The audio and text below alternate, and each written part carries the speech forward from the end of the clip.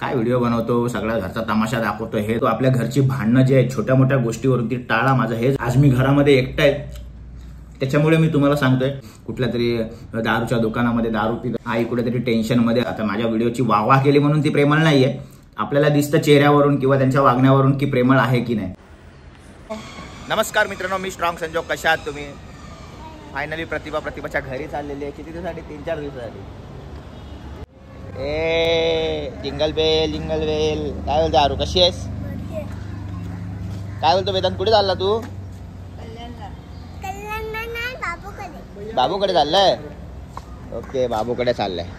तर मित्रांनो, घर पूर्ण खाली झालेलं आहे. यासाठी की प्रतिभाच्या घरी गेलेली आहे, तिच्या माहेरी गेलेली आहे थोडे दिवस राहण्यासाठी. आणि इथे तुमचा भाऊ जो आहे तो एकटाच इथे आहे. विषय असा आहे, प्रतिभा जेव्हा असते तेव्हा मी जेव्हा सकाळी उठतो लवकर, तेव्हा प्रतिभा मला गरम पाण्याचा ग्लास घेऊन येते, कोमट गरम पाणी पियाला. मग तो झाला त्यानंतर लगेच 1 मिनिटात चहा घेऊन येते पियाला. मग चहा पिऊन झाल्यावरती मग ते पाणी आंघोळीला लावते. मग तोपर्यंत माझा वॉशरूम वगैरे सगळं ब्रश वगैरे करून सगळं होतं. मग आईतं सगळं म्हणजे मिळायचं मला.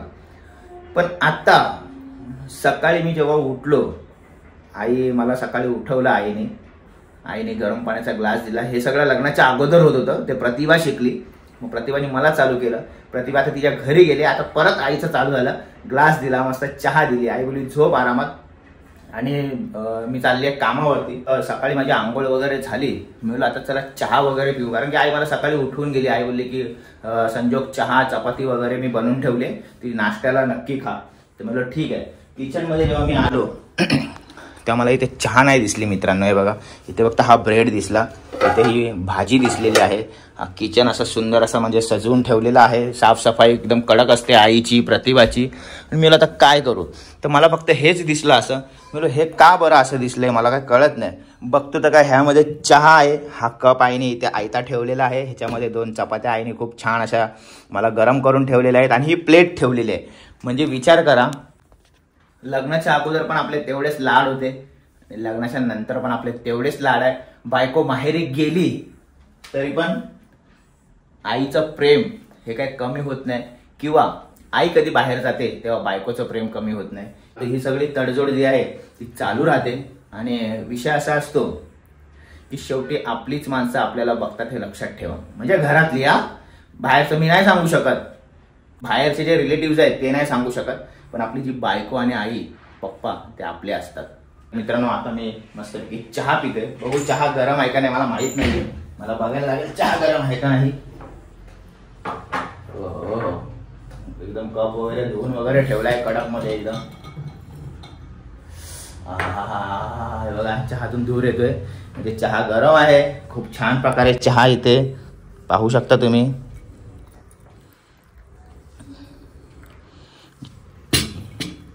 मला पहिला असं वाटलं की पाण्याची बॉटल आहे, असं आई फक्त बोलली चहा पिऊन घे. मला एवढी डोक्यात टूप नाही भेटली. पण जेव्हा मी बघितलं, मी फोनच करणार होतो आईला, मला चहा कुठे आहे, चहा नाही बनवली. पण मी नाही, पहिला थोडी झडी मारतो. आणि आता हा 1 मिनिट मला एक ओपन करायला लागेल.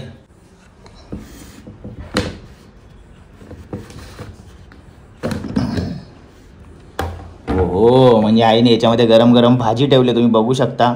हे बघा भाजी, आणि या 2 चपात्या इथे ह्याच्यामध्ये ठेवल्या आहेत आईने मस्त स्पून सकट. अरे वा वा वा, छान छान छान. म्हणजे आईचं म्हणणं असं होतं की तू भाजी आणि चपाती खा पहिला आणि नंतर चहा पी. पण मी पहिला चहा घेतलेली आहे. पण ठीक आहे, भाजी चपाती खात खात चहा पितो, सवय आहे मला चहा पियाची, कडक एकदम. चहा लवर आहे मी, चहा मला आवडते. तर चला आपण नाश्ता करून घेऊ पहिला. बघू नाश्ता. तिथे पण भाजी आहे, पण इथे आईने गरम करून, म्हणजे गरम राहील त्या हिशोबाने ठेवले.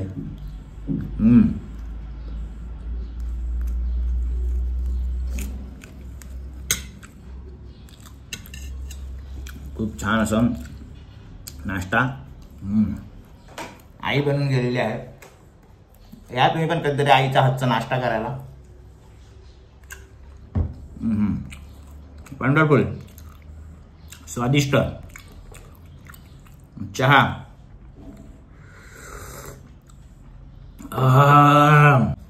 चहा अशी बनवली की हॉटेलपेक्षा कमी नाहीये मित्रांनो. कारण की जेव्हा पण प्रतिभा तिच्या माहेरी जाते तर आई खूप काळजी करते. आईला असं वाटतं की आता माझ्या मुलाचं करायला कोण आहे बाबा, बघून घ्या. म्हणून बोलतो आई आहे तोपर्यंत इज्जत करा, लक्ष द्या, व्यवस्थित तिला ठेवा. असं नाही की आपल्याला हे सगळं करून देते म्हणून, पण आई असते तिला सगळं माहिती असतं, समजलं. हे सगळं आपले म्हणजे हे काय कोणी मला सांगितलेले बोल नाहीत, हे मी स्वतः एक्सपिरियन्स केलेले बोल आहेत. कारण की आता मी एका ठिकाणी गेलो होतो, काल मी दादरला गेलो होतो आणि दादरवरून मी घरी आलो. घरी आल्याच्या नंतर प्रतिभाच्या वाढदिवसाचा विषय निघाला. वाढदिवसाचा विषय निघता थोडा विचार केला, थोडं बाहेर गेलो फिरायला. एकटाच मित्राला घेतला आणि बाहेर गेलो फिरायला. बाहेर गेल्याच्या नंतर माझा एक मित्र भेटला. हा विषय खूप गंभीर आहे मित्रांनो. हा विषय आहे ते आईवडिलांवरूनच आहे, आपल्या नाही. असं तर आपण सगळे वृद्ध जे असतात त्यांना आपण आपले आईवडीलच मानतो, काका काकी मानतो, मामा मामी मानतो. सगळे आपले घरचे फॅमिली मेंबर आहेत, आपले व्हिडिओ बघतात. ह्या विषयावर लवकरच मी बोलणार आहे. आपल्या घरात आपले वडीलधारी माणसं असतात, फक्त त्यांची रिस्पेक्ट करा बस, बाकी काय नाही. तर तुम्ही माझं घेऊ नका, मी काय करतो आणि काय नाही. हे आमचे ब्लॉग असतात आणि ह्या ब्लॉगच्या माध्यमातून आम्ही प्रत्येक गोष्ट काय होऊ नये, जे आमच्याकडून घडते ते तुमच्याकडून घडू नये हे दाखवण्याचा एक प्रयत्न असतो. आता त्याला लोक कोणत्या इंटेन्शननी बघतात ते त्यांच्यावर आहे. मी एका माझ्या मैत्रिणीच्या घरी गेलो होतो. एक विषय सांगतो. असंच बाहेर जात होतो तर घर रस्त्यामध्ये लागलं थोडं आणि घरी गेलो तर विषय असा झाला की तिची सासू होती घरामध्ये आणि मुलं होती 2. ती होती. ती सासू जी आहे एवढी भोली होती ना मित्रांनो, एवढी भोली होती ना, आईसारखी फुलं.